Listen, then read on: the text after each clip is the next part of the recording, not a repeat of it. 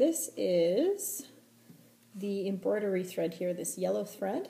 Now what we need to do is, you folks will have already picked what color you'd like to use. So what you're going to do is you'll come up and you'll get a piece like this, and you're going to have to separate it very carefully. It's too wide, obviously, right, to fit through our needle. So what we're going to have to do is split it apart, okay, until you have a single thread. And what you might need to do is get someone to help you with this, but you need to very carefully separate it. Now, it can get tangled really, really easily as we're doing this. You can see it bunching, right? So just be super careful that it doesn't knot. Okay, so you can see it's starting to knot a little bit, so keep it separated. Okay, and we will separate this. Once we have our thread separated, here we go. Good. So it's fairly long.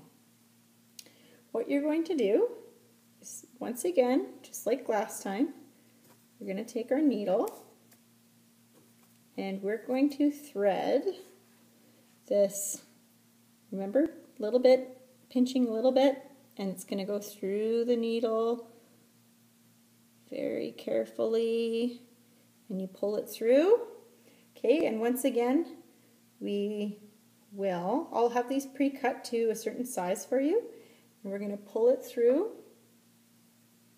Okay, and what I'd like you to do is make sure that it's in the middle. So once again, you'll line it up, there's that, and then we find our two ends here. Okay, we need to line up the ends together, like so. And then we'll tie our knot, remember, just loosely on here. We just kind of roll that off our finger, okay, and then pull that tight, like so. So we've got a knot there ready to go, and our needle is ready to go. Okay, so we've got our lovely scrap piece of fabric that we've been working on. And once again, we're trying to keep all our knots on this side. There's our other knot, and not on this side. So what I'm going to do is I'm going to do a blanket stitch all the way down one of these sides. So you can choose which side you want to use the blanket stitch on. Okay, so it needs to be on either side of this. So there's my knot. I'm going to choose to do it on the running stitch side. So what I'm going to do is we're going to start with a knot. Okay, so we've pierced it through here and we've set our knot.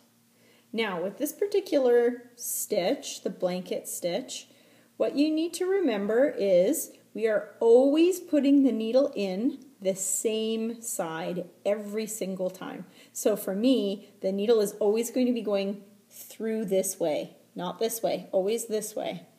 So I have my needle in there already, and now what I need to do is, I've got my thread. I probably have way too much thread right now, but in any case, we're going to make a loop like this. Okay, so loop, and the loop is going to go over the needle like that, and you're going to pull your needle through so that you end up with something like this. Now the first stitch is always going to look a little funny, but that's fine.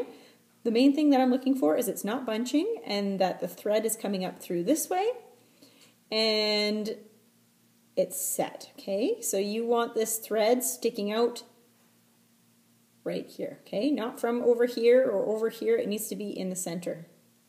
So where do I start? Not this way. We need to go through this way and equal spacing. So here, make sure that it's going through that loop. Okay, make sure it's not getting caught. We're going to pull through. Okay, you can see. So I'm going to do it from this direction. Hopefully you can see it. Okay, like this. And I've got my loop here. Okay, and if it gets caught, this is why we do this very slowly. Just make sure it doesn't get caught. Okay. Now you can see it's equal spacing, and this thread should be going along the side. Again, if you pull it too tight, it's going to go on one side or the other, and it's going to look sloppy. We want it to look nice and neat, and the end effect is quite nice.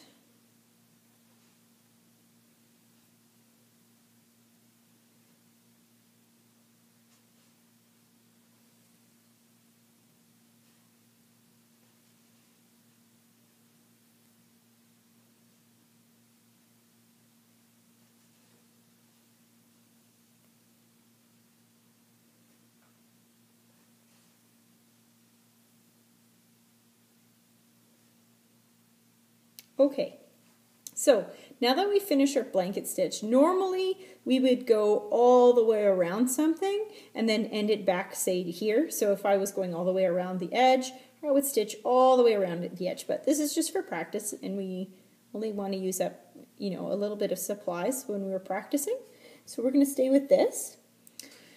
So how we end the blanket stitch is we pull it through and we finish our stitch. Now we don't start a new stitch. Instead, we're going to stitch in the same place 3 times to be sure that there is a knot there. And if we cut it, right, we cut the string, it's not just going to fall out. So what we're going to do is stitch through. You can see that area, right, where I stitched before. And I'm just going to pull it. Okay, 1, 2,